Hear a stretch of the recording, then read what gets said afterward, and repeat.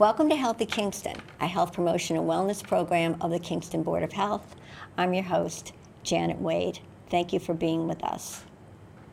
I want to make one announcement from the Public Health Department, and that being that it's the summer, people are interested in going to the beach. If you're concerned as to whether a local beach is open or if the bacteria count is high or low, just go to the mass.gov website and look for beach portal. You can go in and you can name the beach, and they will give you whether the beach is open and what the bacteria count is. Today we're going to be speaking about mental illness. And 1 in 5 American adults has a mental illness condition. And I know I certainly had an issue with my immediate family quite a few years ago. So it really touches all of us. First off, what are the signs of mental illness? What are things that we all should be looking for in the people that we know and we love? One of them is extreme sadness, particularly that lasts over 2 weeks. If the person has difficulty concentrating, if they have difficulty staying still, seem agitated, moving around a lot, intense anxiety or fear, obviously suicide ideologies, hurting themselves, a significant weight gain or a weight loss, extremes in either overeating or not eating enough. Certainly vomiting, use of laxatives to a great extent can be symptoms of mental health issues. Also drastic changes in personality and daily activities. But stigma and misinformation keep too many of us from speaking out or getting the help that we need for our loved ones and even for ourselves in dealing with that person. So it's important that we take the time to break down the barriers, and that's where NAMI, or the National Allliance for Mental Illness, comes into place. And they are very important as far as offering resources and support for all of us, myself included, who are dealing with mental illness among friends, family, loved ones. So with that said, I would like to introduce Laura Geigle, who is the acting vice president of the Plymouth arm of NAMI, and she is going to be here to tell us a little bit more about the services that they offer and actually how the program was started. So Laura, thank you so much for being here today. Thank you, Janet, for having us. Absolutely. So if you would, please, can you tell us about NAMI and how it first started? Absolutely. NAMI stands for the National Allliance on Mental Illness. It was started by 2 mothers in Madison, Wisconsin in 1977. And from that grew into, we have over 650 affiliates. So there's a national group. Wow. And then each state, each of the 50 states has their own state affiliate office. Ours is in Woburn. Okay. And then each state has different affiliates. We serve the towns of Carver, Duxbury, Halifax, Hanover, Hanson, Kingston, Marion, Marshfield, Pembroke, Plymouth, Plimpton, Wareham, and Whitman. Sometimes people contact us and they're from another town outside of that. We still help them and direct them to support groups and education in their affiliate area. What is the mission and the vision of NAMI? Okay. The mission is threefold: education, and all of our programs are free. Advocacy, we helped advocate for 988, the suicide prevention hotline or mental health crisis hotline. And the last thing is support. And we have, our affiliate has a support group now on Zoom 2 evenings a month, and people can receive that link and join the support group. And it's led by people like me who have lived experience with someone in their life that has a mental illness condition. Okay. Can we take a step back to advocacy? Yeah. So when someone calls you for advocacy, can you elaborate a little bit on that?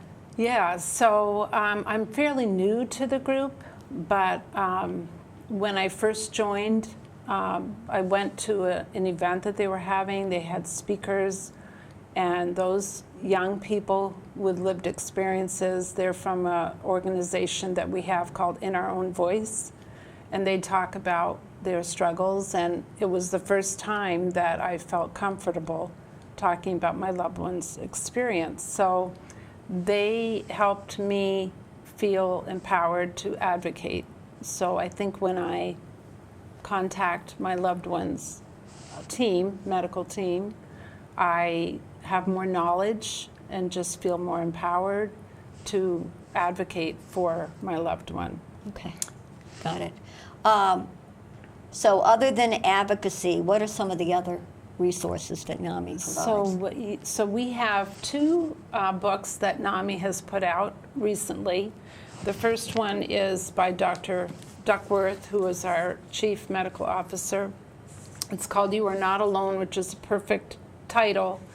And then recently, Dr. Christine Crawford, both of these doctors are in the Boston area, and all of the proceeds from their books goes to NAMI.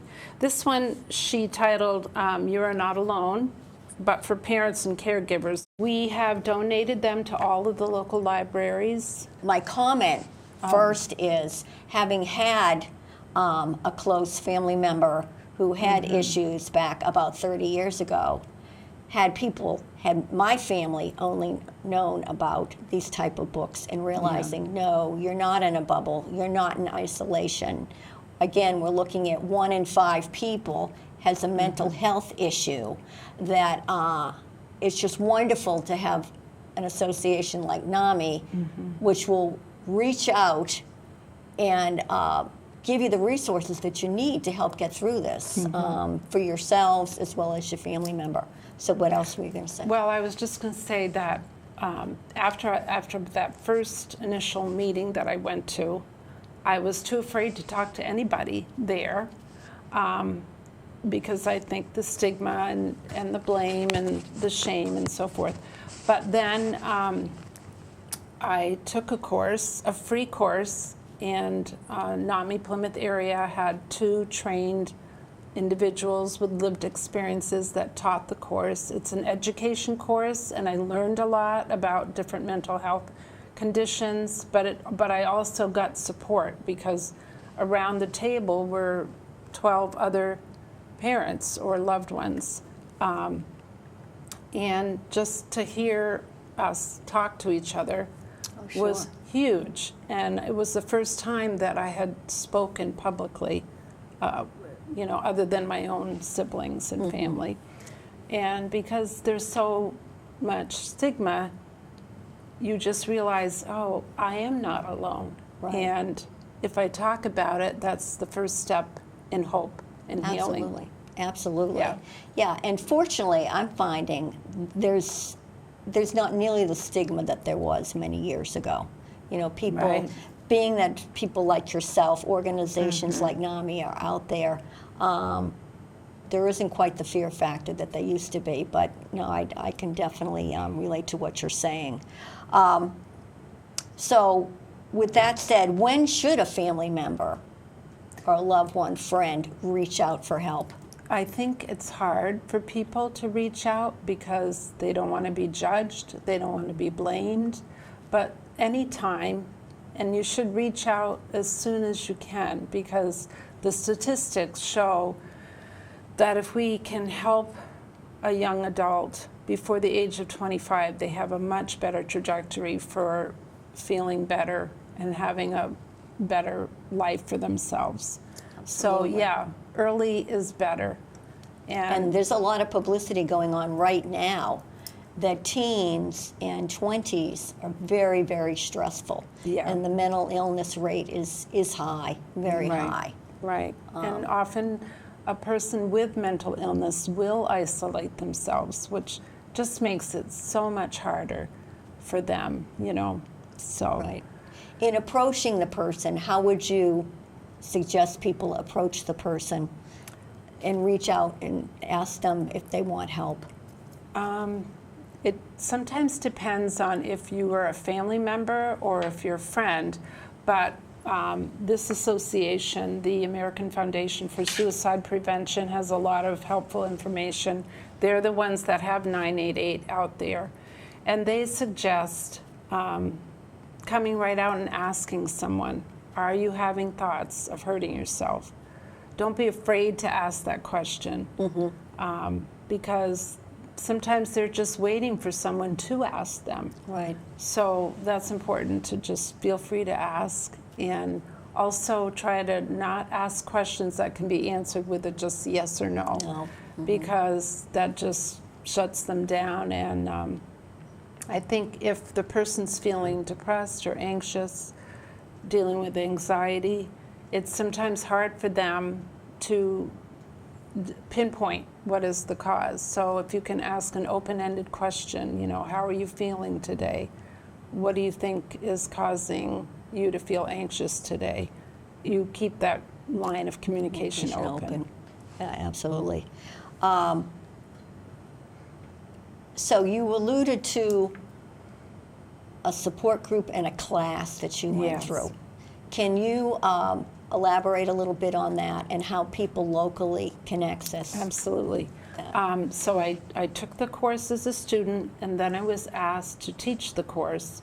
And NAMI Mass trains you a weekend in Woburn to know how to do that effectively. What is the name of the course? It's called Family to Family. Okay. And there's also peer groups too, peer classes and so forth. But this particular class is for family members. And so after I taught the class, then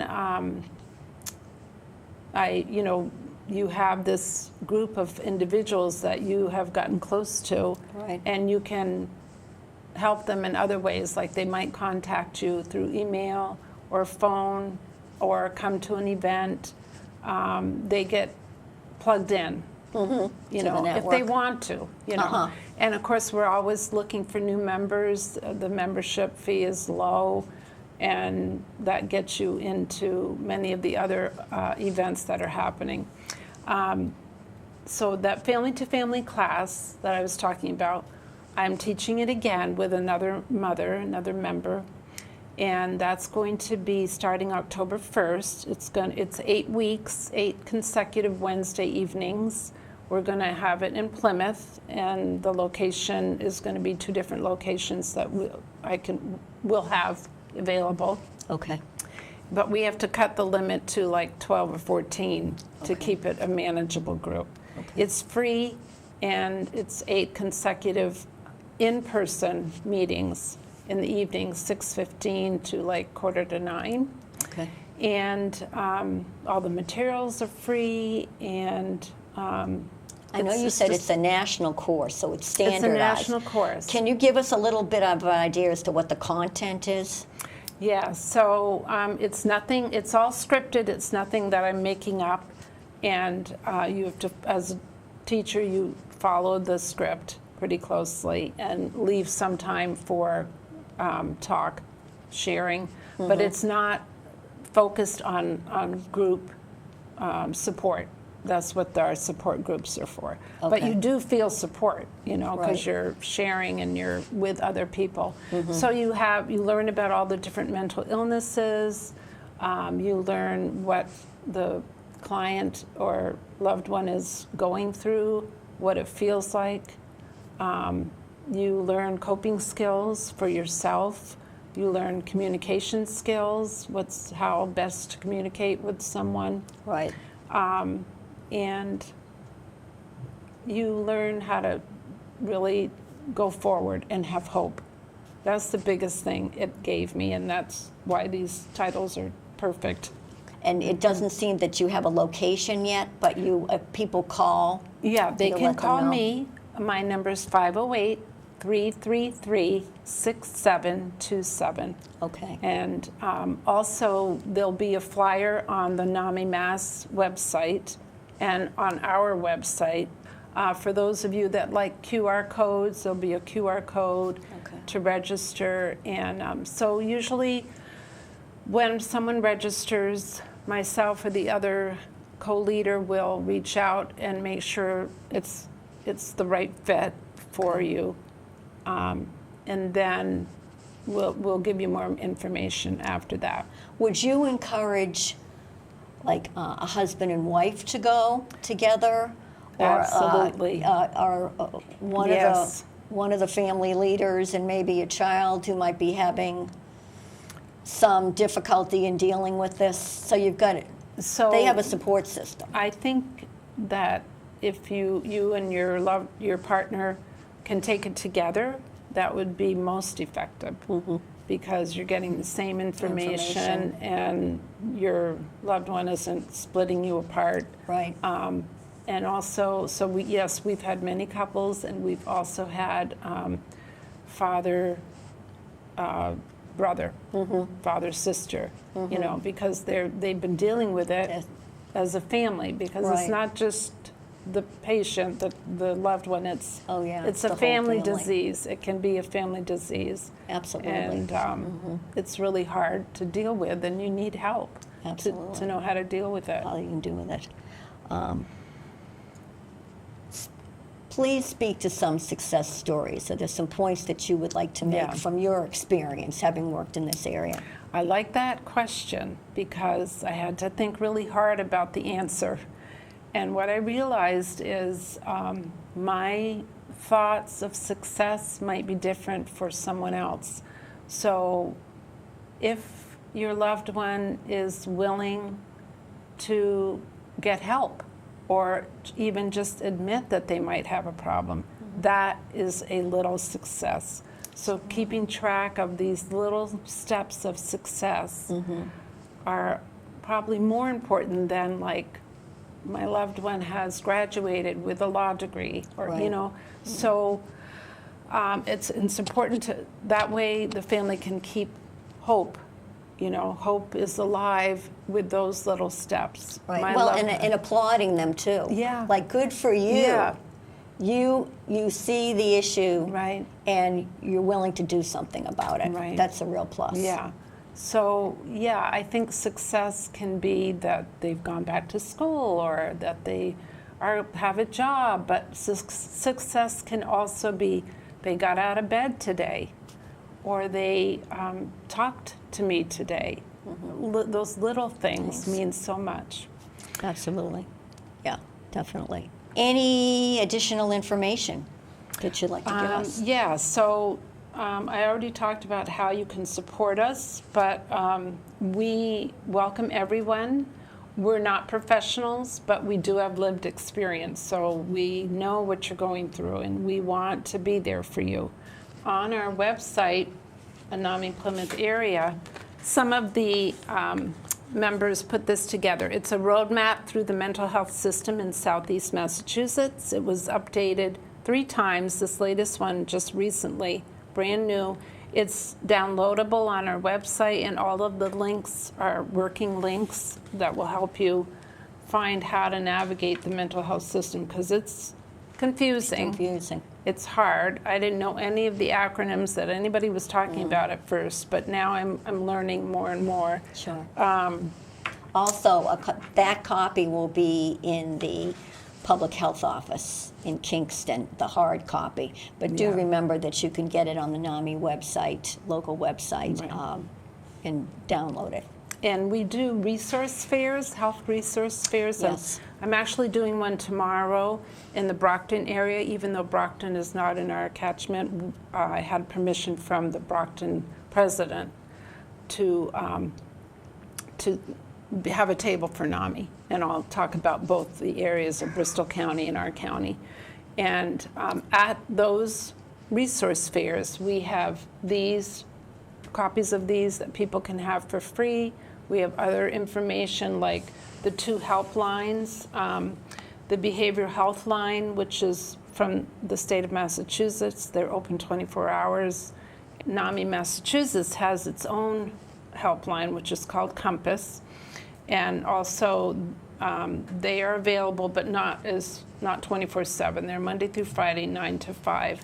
And they're very helpful, very knowledgeable about how to help your loved one find housing, how to help your loved one get on Mass Health or get into the DMH system and all of those different issues. Do you have a fair coming up, like in the fall? I don't know if we have one in the fall. Our president, Sheila, might know, but the one tomorrow is kind of the last of 4 that we've had over the last 4 months, let's say. But if you Yeah. keep in touch with the NAMI website, Yes. you'll be able to see when Yes. the next one is offered. Yeah. No, there was one at Silver Lake High School that was very Right. well attended just And there a was couple one of at months Plymouth, ago. in Plymouth In too. Plymouth as Yeah. well. Yeah. So they are local and accessible Yeah, to and everybody. they're free, and you could just go to all the different tables, booths, and you can pick up information from all of the different organizations that can be helpful. And there's a walk, you were telling And me, there's every a walk. year. Yes, there's a walk, and the walk is our biggest fundraiser for NAMI nationally.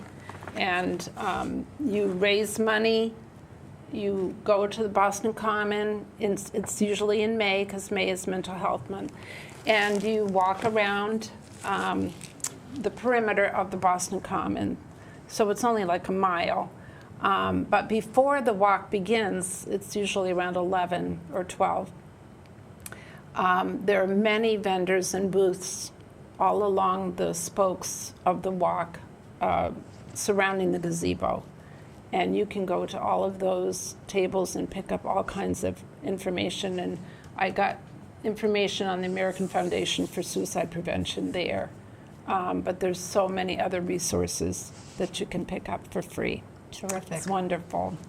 Well, I know some of my personal takeaways, and I would like to share with all of you, is if you know somebody who has the signs that I mentioned, or you think they have some of those symptoms, do not hesitate to approach them.